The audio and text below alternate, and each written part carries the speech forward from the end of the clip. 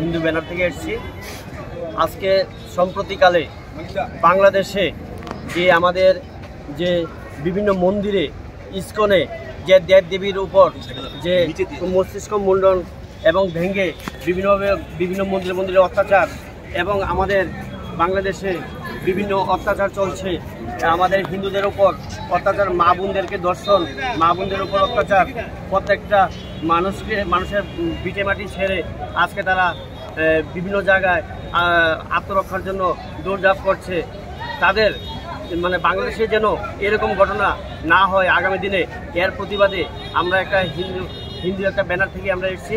আমরা এর প্রতিবাদ জানাই, এর ধিক্কার জানাই, যেন আগামী দিনে এরকম পরিস্থিতি না হয় তার জন্য আমরা আশা রাখি। ধন্যবাদ। আপনাদের আস্থা বলে করার কথা ছিল আজকে, এটা কেন? আস্থা বলে আমরা 10,000 লোক নিয়ে আমরা জমায়েত করার প্রস্তুত ছিলাম, কিন্তু আস্থা বলে আমরা পারমিশন পাইনি।